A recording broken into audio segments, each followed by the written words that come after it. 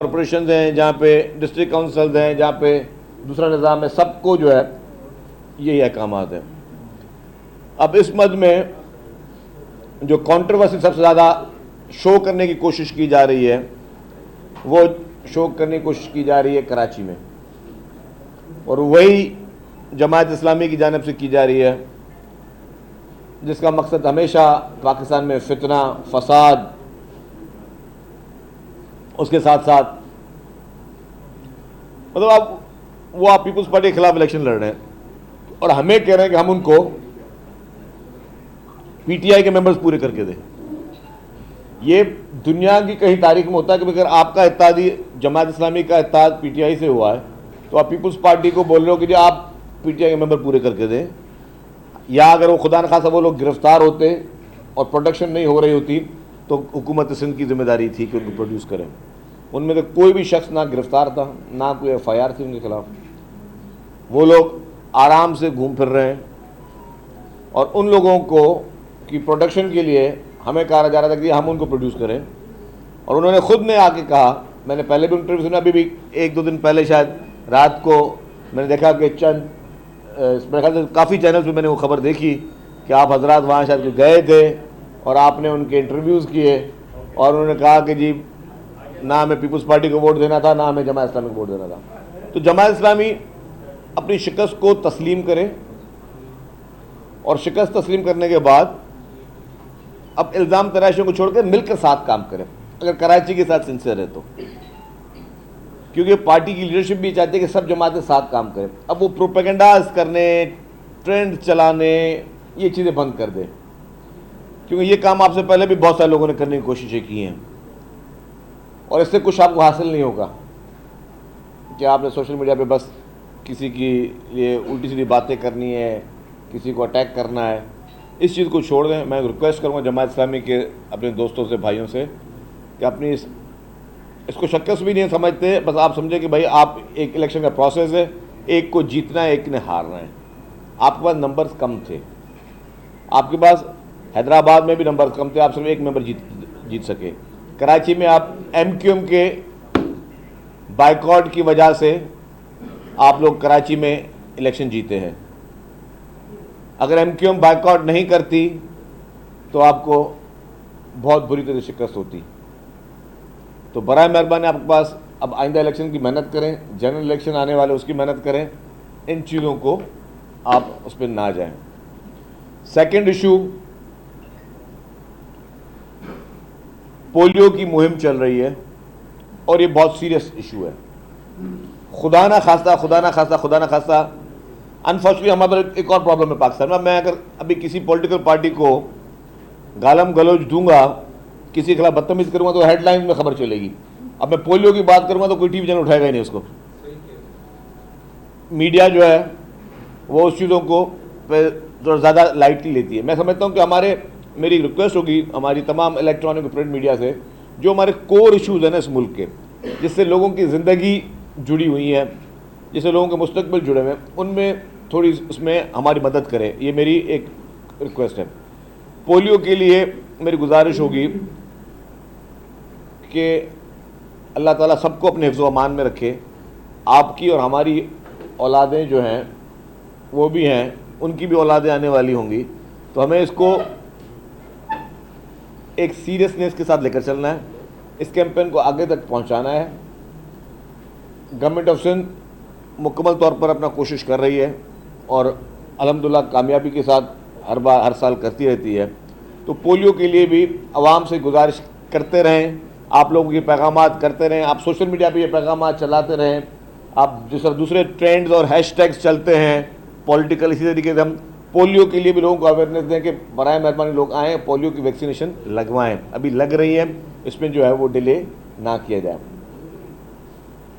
तीसरी बात, कल मैं देख रहा था, अच्छा आज एक खबर मुझे एक पढ़ने में आई है, बड़े मुसद्दिक एक बड़ा टीवी चैनल है पाकिस्तान को, उसकी वेबसाइट पे आई है कि जी वज़ीर आज़म साहब ने सिंध में सैलाब मुतासरीन के लिए 25 अरब रुपए जो एलोकेट कर दिए हैं इस बजट में। बड़ी खबर है। अच्छी खबर है, लेकिन मुझे अभी तक सिर्फ टीवी के जरिए पता चली है। मैंने आने से पहले एक दो वफाकी वज़रा से भी बात की, उन्होंने कहा हमें पता नहीं है। तो मेरा मकसद ये है कि अगर ये खबर ठीक है तो बहुत अच्छी खबर है, हम उसको खुशाइन कहते हैं। अगर ये खबर सही खबर है तो हम इसकी शुक्रगुजार भी हैं और खुशाइन कहते हैं। और मैं समझता हूँ कि ये खबर फिर सबसे पहले सिंध हुकूमत को मिलनी चाहिए थी कि जी जो चेयरमैन पाकिस्तान पीपल्स पार्टी मोहतरम बिलावल भुट्टो जरदारी साहब का जो देरीना मुतालबा है, जो अपील है उनकी, जो उनकी कोशिशें हैं, चीफ मिनिस्टर सैयद मुराद अली शाह साहब की जो कोशिशें हैं कि जो सैलाब मुतासरीन हैं, जो सबसे ज़्यादा तकलीफ़ में, जिनका इस मुल्क के बजट पे सबसे ज़्यादा हक है, जो तकलीफ से बच्चा होता है, जो बीमार बच्चा होता है, घर के बड़े का काम है कि सबसे पहले उसका ख्याल करना, बाकी दूसरे काम करना। कि अगर मुझे और किसी चीज़ पे पैसे रखने हो, मिसाल के तौर पर खुदा न खास्ता आपके पास आपको तनख्वाह मिलती है या आपकी किसी भी बिजनेस इनकम होती है, तो आपकी पहली प्रायोरिटी क्या होती है? जो आपका बीमार बच्चा खुदा न खास्ता है, कोई कमज़ोर बच्चा है खुदा न खास्ता, कोई बेघर है, कोई मुसीबत में, कोई तकलीफ़ में, हमारा मज़हब भी कहता है ये कि पहले तकलीफ दे लोगों की मदद करो, तो उसकी मदद करें। तो ये उनका जायज़ हक है, जिसके लिए चेयरमैन बिलावल भुट्टो जरदारी साहब ने बाआवाज़ बुलंद ना सिर्फ कि काबीना की मीटिंग्स में, लेकिन उसके अलावा भी उन्होंने हर प्लेटफॉर्म पर इस चीज़ को उठाया है। वज़ीर आला सिंध सैयद मुराद अली शाह साहब ने हर फोरम पे ये चीज़ उठाई कि जो जो कमिटमेंट्स सिंध में करके गए हैं, मैं कोई एक्स्ट्रा चीज़ पीपल्स पार्टी बात नहीं करी है, सिंध हुकूमत किसी एक्स्ट्रा चीज़ की बात नहीं करी है, जो जो वज़ीर आज़म साहब कमिटमेंट्स करके गए हैं वो पूरी हों। और अगर ये खबर अल्लाह करे ठीक हो, सही खबर है, तो हम शुक्रगुजार हैं वज़ीर आज़म साहब के। अगर गलत खबर है तो डेफिनेटली इनकी मुलाकात में फिर हम दोबारा अपील करेंगे कि वो करके दें हमें। लेकिन मैं कल देख रहा था, परसों शायद, एहसन इकबाल साहब का कोई स्टेटमेंट आया था। एहसन इकबाल साहब काबिल एहतराम है, काबिल इज़्ज़त है। वो कह रहे थे कि जी कि जब भी ये बजट बनते हैं उसमें वज़ीर आला साहब की मर्ज़ी शामिल होती है, उनको उनकी राय को मद्देनज़र रखा जाता है। और उन्होंने चेयरमैन साहब के लिए फरमाया कि जी चेयरमैन साहब ने ये बात जलसे में क्योंकि प्राइवेट जगहों पे क्यों नहीं की। तो मैं वादे करता चलूँ एहसन इकबाल साहब, हमारी आदत नहीं है कि हम मीटिंगों की खबरें जो हैं वो बाहर आके लीक करें, चाहे वो वफाकी काबीना की मीटिंग हो, चाहे वो प्राइम मिनिस्टर लेवल पे कोई मीटिंग हो या किसी भी लेवल पे मीटिंग हो। पीपल्स पार्टी के आपको पता हो कि तर्ज अमल कभी नहीं है कि हम खबरें आके लीक करें कि जी इस मीटिंग में ये हुआ, इस मीटिंग में ये हुआ। चेयरमैन पाकिस्तान पीपल्स पार्टी मोहतरम बिलावल भुट्टो जरदारी साहब, वज़ीर आला सिंध सैयद मुराद अली शाह साहब और हमारे वफाकी वज़रा हमेशा मुख्तलिफ औकात पर उन प्लेटफॉर्म्स पर इन चीज़ों को उठाते रहे हैं। और वो ज़ाहिर है उनको उठाना चाहिए भी, सही, वो उठा रहे हैं उस मैटर्स को। और अगर वो खबरें बाहर आके नहीं देते, इसका मकसद है कि वो नहीं देना चाहते। लेकिन अगर जलसे में चेयरमैन साहब ने ये बात की थी तो एहसन इकबाल साहब डेफिनेटली एक पाकिस्तान की बड़ी पार्टी के सरबराह हैं मोहतरम बिलावल भुट्टो जरदारी साहब, और उन्होंने सिंध में उन सैलाब ज़दगान के साथ वो जो कुछ हुआ था, जिस तरह वो बेघर हुए थे, वो सारी चीज़ें उन्होंने अपनी आंखों से देखी हैं। और उसके साथ साथ प्राइम मिनिस्टर ऑफ पाकिस्तान मोहतरम जनाब शहबाज शरीफ साहब खुद सिंध में आए थे, सैलाब के मौके पे बहुत ज़्यादा आए थे। हम शुक्रगुजार हैं उनका, उनका अपना मुल्क है, और उन्होंने कुछ ऐलानात किए थे। उसकी बात जो अगर चेयरमैन साहब ने की थी तो एहसन इकबाल साहब आप पे ये नहीं अच्छा लगता कि आप ये बात इस तरह की करें। अब मैं दूसरी बात कर लूँ, उन्होंने ये बात की, हुआ क्या था सिंध के साथ? सिंध के साथ हुआ ये कि जब ये 2018 की हुकूमत आई तो जो तहरीक इंसाफ के सरबराह जब वज़ीर आज़म बने, तब उन्होंने 3.5 साल में सिंध में कोई एक स्कीम नहीं दी। जो सिंध हुकूमत ने प्रपोज की स्कीम्स कि जी इस पैसे रखें, उस स्कीम के लिए रखें, A to Z पूरी लिस्टें बना के दी जाती हैं हमेशा, जितना होती हैं, जितना हमारे में ज़िला जमा कराते हैं सूबे के लिए कि जी हमारे ज़िला में ये इशूज़ है, फिर उसमें जो इतने पैसे होते हैं उसमें रखा जाता है। तो उसने 3.5 साल नहीं की।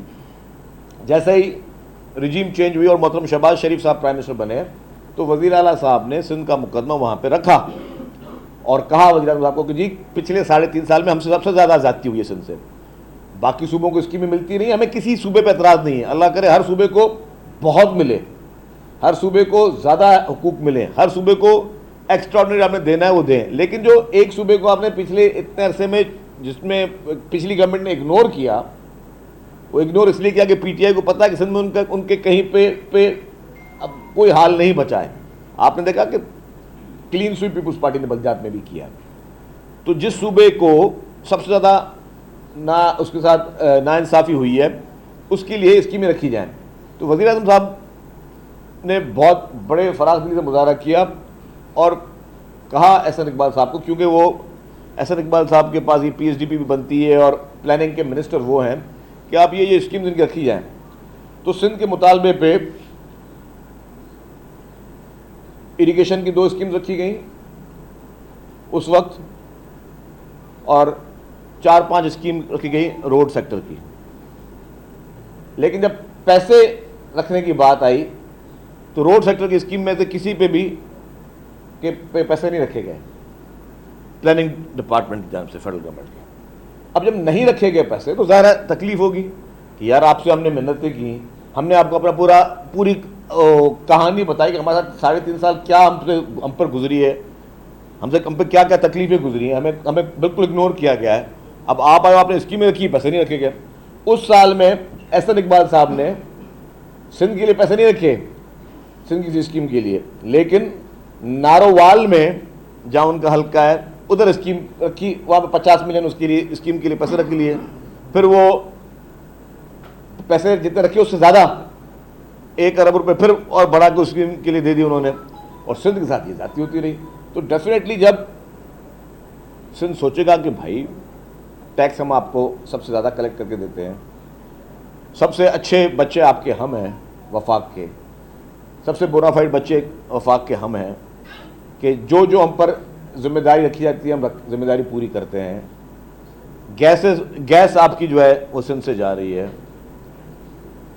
आपके थरकोल में आपकी जो बिजली जा रही है नेशनल ग्रिड में, सिंध हुकूमत आपको ने अरबों रुपए लगा दिए सिंध हुकूमत अपने। तो हम तो और कुछ नहीं मांग रहे, हम सिर्फ अपना शेयर मांग रहे हैं, और वो भी शेयर क्या कि हम ड्यू शेयर मांग रहे हैं। तो उसमें भी जब नहीं हुई तो तकलीफ हुई, हम भी इसकी क्या। और जब आपके साथ मुख्तलिफ जगहों पर एनईसी में भी आपको रखा गया, एनईसी में भी चीफ मिनिस्टर साहब ने हमेशा इस चीज़ को बढ़ चढ़ कर कहा कि जी आप ये चीज़ें मेहरबानी करके उसको कंसीडर करें, और हमारी ये जायज़ हुकूक हैं, जायज़ हक है। तो खैर वो उस पर शिकायत थी, लेकिन मैं अगेन वो बातों में ज़्यादा डिटेल में नहीं जाऊंगा, बहुत लंबी एक डिटेल है मेरे पास इसकी ना, कि किस किस मौके पे क्या क्या वफाक से कहा गया और फिर उसको क्या क्या। लेकिन डेफिनेटली अगर ये मैं दोहरा रहा हूँ, अगर आज वाली है जो कि एक चैनल पे चली है, चैनल की मैंने वेबसाइट पे देखी चलिए कि जी 25 अरब रुपये रख दिए गए, तो थैंक यू प्राइम मिनिस्टर साहब, जो हमारा हक था, जायज़ हक, जो आपकी कमिटमेंट थी वो पूरी हुई है। और मेरी फिर गुजारिश होगी कि इस तरह की खबरें पहले ये खुशखबरी हमें दे दिया करें तो हमें भी खुशी मिल जाए, लेकिन अगर वो उसके ज़रिए आई है तो अलग बात है। लेकिन उसमें देखिए पीपल्स पार्टी हमेशा ताल्लुकात बेहतर चाहती है, पीपल्स पार्टी हमेशा चाहती है कि चीज़ें बेहतर तरीके से हों,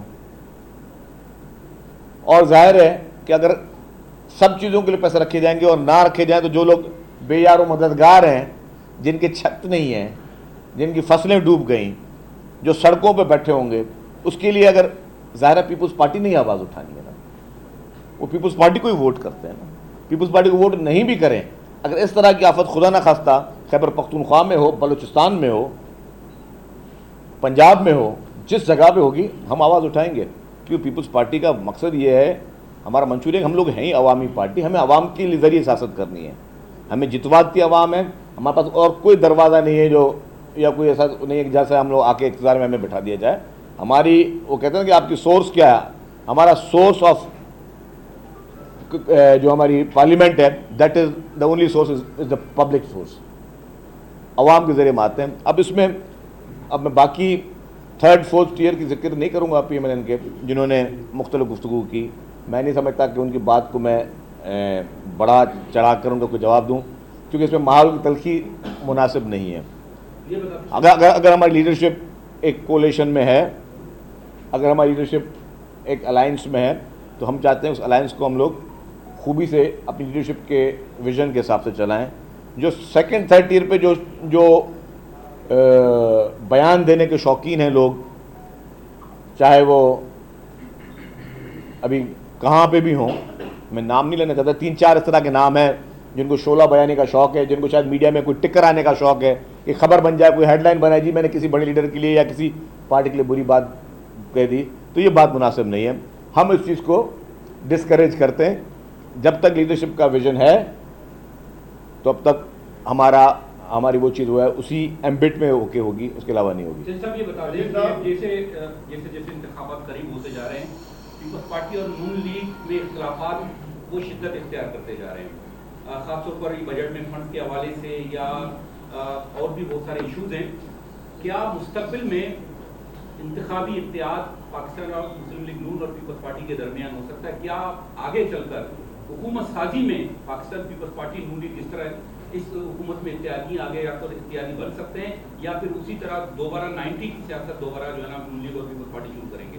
देखिए, इंशाल्लाह ताला पाकिस्तान पीपल्स पार्टी की लीडरशिप का विजन यही है कि हम सब साथ आगे चलें और हर हाल में जो अलायंस है वो कायम रहे। अगर इलेक्शन नून लीग ने अपनी लड़नी है, हमने अपनी इलेक्शन लड़नी है, बहुत सारी जगहों पे हम लोग एक दूसरे के खिलाफ भी इलेक्शन लड़ेंगे, लेकिन माहौल अच्छे तरीके से हो। जहाँ तक बात है कि कोई बड़े इख्तिलाफात, मैं नहीं समझता कि बड़े इख्तिलाफात हैं। यस, शिकायत होगी तो शिकायत करेंगे ज़रूर। अगर हुकूक की बात है, अगर हक हासिल करने की बात है तो वो ज़रूर होगी। मतलब दोस्ती का मकसद ये नहीं होता कि आप दोस्ती में जो है वो अपने हुकूक को कॉम्प्रोमाइज़ कर दें। आज एक नदीम अब्दुल चंद साहब हैं जो पीटीआई में चले गए थे, फिर वापस आए हैं। नदीम अब्दुल चंद साहब ने एक तजवीज़ दी है। पहले तो उन्होंने कहा है कि मेरा दिल करता है अब सियासत ना करूँ, सियासत तो बुरा भला का है। बहरहाल एक तजवीज़ उन्होंने दी है कि अगर पीपल्स पार्टी की क़यादत इस पर गौर करे कि पंजाब के अंदर पीटीआई से हमारा इलाक हो या कोई इत्तेहाद हो तो पीपल्स पार्टी को बड़ा फ़ायदा हो। तो क्या ये मुमकिन है? अभी कोई है नरम गोशा? देखिए, मुझे नहीं पता, मैं आपसे गलत बयान नहीं करूं कि उन्होंने बयान दिया या नहीं दिया है। 100%। आप बोले 100%, मेरी सोर्स तो मैं खुद उनसे पूछूंगा ना, मैं वेरीफाई करूंगा। अगर उन्होंने के मैं सुनी सुनाई बात, मुझे एक प्रॉब्लम है थोड़ा, आपने किसी की भी मैं सुनी सुनाई बात मैं अभी एक बहुत बड़े पाकिस्तान के चैनल ने नहीं सुनते रहे, जिस ग्रुप का आपने नाम लिया उसी ग्रुप ने, एक बहुत बड़े पाकिस्तानी चैनल ने अभी वेबसाइट पे लगाया कि 25 अरब रुपये मिल गए, मतलब सैलाब मुतासरीन के लिए। तो मुझे खुशी भी हुई, लेकिन अभी तक जब तक मैं वेरीफाई नहीं करूंगा तब तक मैं उस पर कोई ज़्यादा मुश्किल है। आप ये बताएं कि अभी आपकी नून लीग से भी शुरुआत हो रही है, मतलब आपकी की तरफ जा रहे नून लीग के साथ, एमकेएम से आपकी नहीं बनी, जमात इस्लामी आपसे शिकायतें कर रही है, पीटीआई से आप नाराज है, तो किसी सियासी जमात से आपकी बन नहीं रही है, तो वो सब खराब है या आप में भी कोई खामी है? देखिए, हमें किसी से हमारी लड़ाई नहीं है। अब किसने कहा हमारी नहीं बन रही है? हमारी एमकेएम से भी दोस्ती है, मैं आपको बताऊं, हमारी से नून लीग से भी दोस्ती है, जमात इस्लामी से भी हमारी कोई लड़ाई दुश्मनी नहीं है, हमारी किसी से लड़ाई दुश्मनी नहीं है।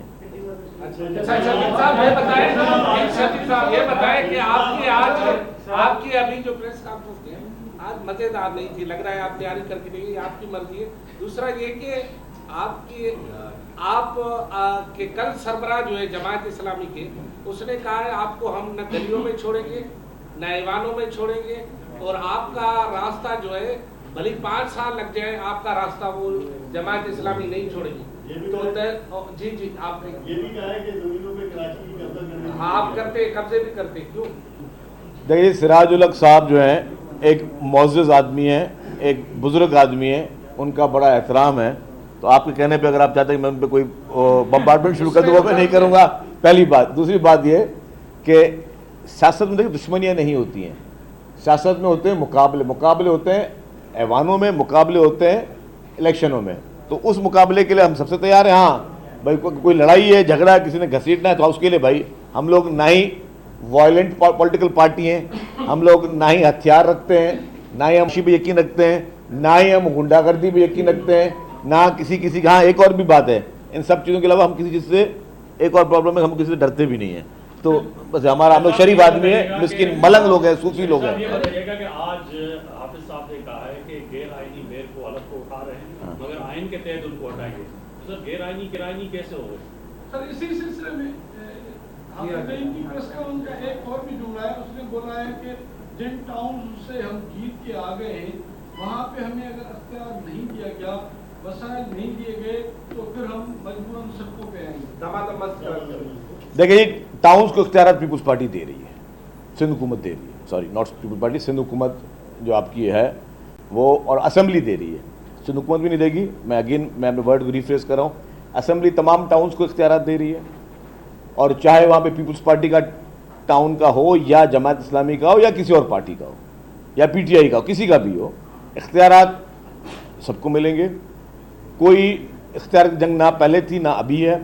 हम चाहते हैं थर्ड ईयर ऑफ गवर्नमेंट काम करे, ज़्यादा खिदमत करके आए।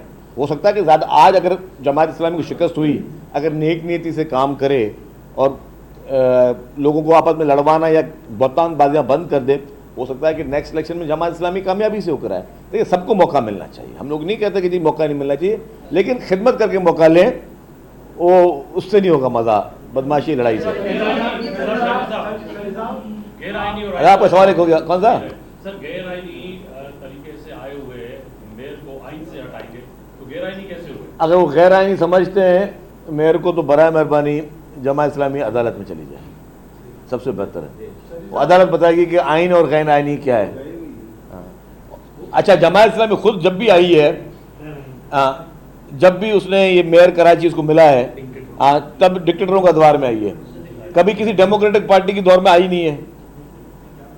और सिराजुल हक साहब फाइनेंस मिनिस्टर थे परवेज मुशर्रफ साहब के दौर में, खैबर पख्तूनख्वा के।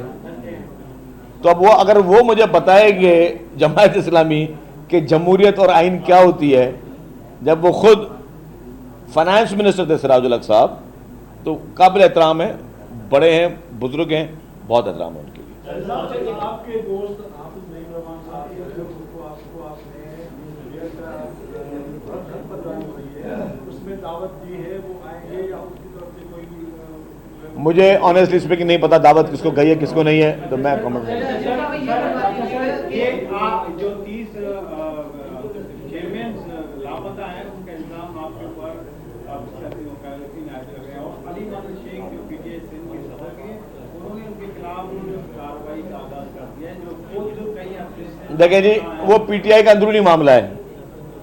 अगर पीटीआई ने शो कॉज नोटिस दिए उन लोगों को, पीटीआई का अंदरूनी मामला है, उसमें हम उनको डिफेंड नहीं कर सकते।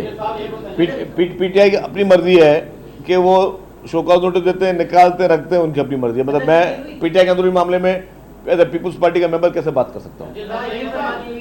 अभी जैसे इंतखाबात में ये जो भी हमारे दोस्त ने बात की कि गायब है, वो क्या कानूनी हैसियत रह जाएगी अगर वो मंजर पे आके और वो तमाम खुदात बता देते हैं, अगर इसकी कानूनी हैसियत क्या रह जाएगी? दूसरी बात ये कि पोलियो मुहिम का आपने कहा बड़ी अहम है, तो कोई स्पेसिफिक थ्रेट है क्या लॉ एंड ऑर्डर की सूरत के अंदर? नहीं, देखिए, अल्लाह का शुक्र है, सिंध भर में पोलियो पे कहीं पे भी थ्रेट नहीं है, क्योंकि जब भी पोलियो की टीम्स जाती हैं तो वहाँ पे पुलिस की नफरी जो है साथ जाती है।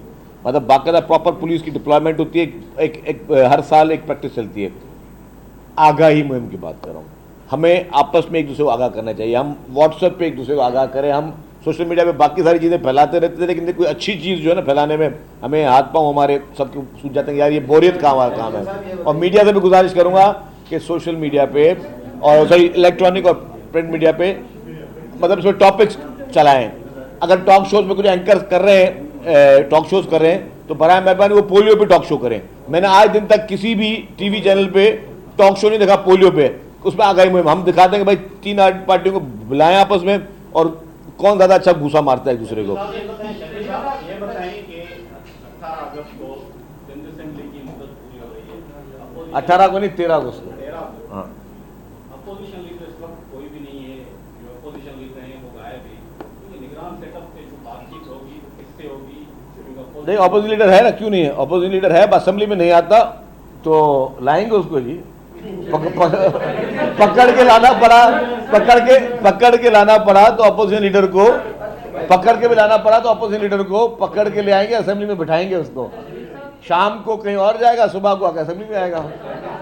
जिस तरह हम भी रोजाना आते जाते थे, इसलिए भी रोजाना आना जाना। स्पीकर साहब जो है वो रोजाना जेल से आते हैं असेंबली, तो अपोजिशन लीडर आएगा, उसको लाया जाएगा, मेहमान बनाया जाएगा, सरकार का मेहमान बनेगा, सरकार खिदमत करेगी अपोजिशन लीडर की। किसका? अच्छा, सिंध रहने वाले जो वानी है, जो कहते हैं कि हम काउंटर करती है, पुलिस मैदान करती है, पैसे लेती है और गिरफ्तार करती है, इस पर क्या कहेंगे? देखिए जी, जो रजिस्टर्ड हैं और उनकी बस्तियां बनाएंगे वो तो अलग बात है। बाकी जो गैर कानूनी है तारीख वतन, वो गैर कानूनी है। उनको उनके लिए जो है कानून का रास्ता जो मौजूद है वही रास्ता उसके इंतजार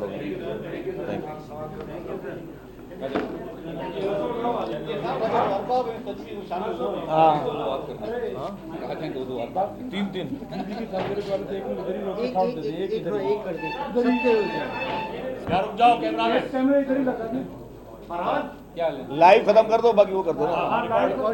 ठीक है, बीबी की सालगिरह के साथ करना चाह रहे हैं, बीबी की सालगिरह पे बात करना चाह रहे हैं। सबका हो जाएगा, नहीं सबका हो जाएगा, सबका हो जाएगा। सालगिरह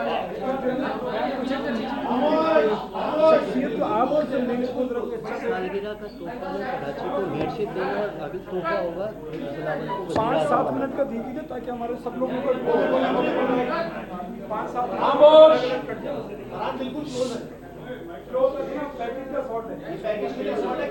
शफकत हट जाओ, शफकत पीछे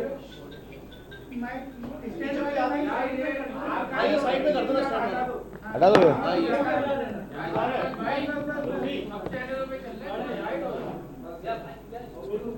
लाइव तो नहीं है ना? श्योर। बिस्मिल्लाहिर्रहमानिर्रहीम जी। शहीद मोहतरमा बेनज़ीर भुट्टो साहिबा की सालगिरह के मौके पे मैं पूरी पाकिस्तानी कौम को मुबारकबाद पेश करता हूँ।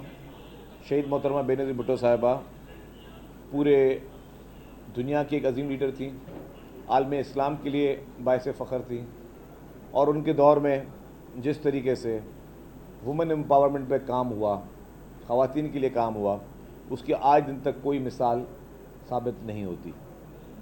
शहीद मोहतरमा बेनज़ीर भुट्टो साहिबा ने ना सिर्फ इस्लामिक वर्ल्ड की पहली ख़वातीन वज़ीर आज़म थी, उसके साथ साथ जो उन्होंने पाकिस्तान में जमहूरियत के लिए किया, आइन के लिए किया, आइन की बालादस्ती के लिए किया, ना कभी किसी से वो डरी, ना कभी किसी के सामने झुकी। उन्होंने कैद व बंद की सोबतें हासिल की। उनको सीरियस लाइफ थ्रेट से मोहतरमा को, उन लाइफ थ्रेट्स के बावजूद मोहतरमा पाकिस्तान आई। आपने देखा कि जिस दिन आई उस दिन मोहतरमा पे कातलाना हमला हुआ, बम धमाकों से मोहतरमा पे जो है वो हमले किए गए। उसके बावजूद पूरी पाकिस्तान पीपल्स पार्टी की सीसी ने मोहतरमा से कहा, मोहतरमा आप प्लीज़ मुल्क से बाहर चली जाएं। मोहतरमा ने कहा, आप मुझे अपने लोगों से दूर करना चाहते हैं। मोहतरमा ना डरी, ना खौफ में आई, और उन्होंने इसी मुल्क में रह के जमहूरियत के लिए जदोजहद की और अपनी कीमती चीज़, अपने जान का नजराना इस आवाम के लिए, इस जमहूरियत के लिए, पाकिस्तान की कौम के लिए दिया। मोहतरमा की सालगिरह पे मैं समझता हूँ कि जो सबसे बड़ा तोहफ़ा हम आवाम को अभी जो मिला है वो सिंध में, ख़ास तौर पर सिंध के अवाम के लिए मैं बोलूँगा कि पीपल्स पार्टी ने क्लीन स्वीप किया बल्दियात में, और इंशाअल्लाह ताला जो अगला तोहफ़ा आएगा वो तोहफ़ा होगा कि मोहतरमा बेनज़ीर भुट्टो साहिबा का लख्त जिगर मोहतरम बिलावल भुट्टो ज़रदारी इंशाअल्लाह ताला पाकिस्तान का वज़ीर आज़म बनेगा। और इंशाअल्लाह ताला जब चेयरमैन बिलावल भुट्टो ज़रदारी साहब पाकिस्तान के वज़ीर आज़म बनेंगे तो इस मुल्क की आवाम के लिए, इस मुल्क के आवाम की ह्यूमन राइट्स के लिए, इस मुल्क की आवाम के लिए, उनकी मेहनत कशों के लिए, किसानों के लिए और हर तबके के लिए वो खुशखबरी लाएंगे, हर तबके के लिए वो रिलीफ लेकर आएंगे। और जो भी हमारे मुल्क के, जिस तरह मुश्किलात में मुल्क हमारा इस वक्त घिरा हुआ है, इकनॉमिक क्राइसिस में, उलझनों में, उन सब से chairman Pakistan People's Party Bilawal Bhutto Zardari साहब इंशाअल्लाह ताला इस पूरी आवाम को निकालेंगे और रिलीफ देंगे। मैं एक दफ़ा फिर आप तमाम लोगों का शुक्रिया अदा करता हूँ। पाकिस्तान जिंदाबाद, जिए भुट्टो।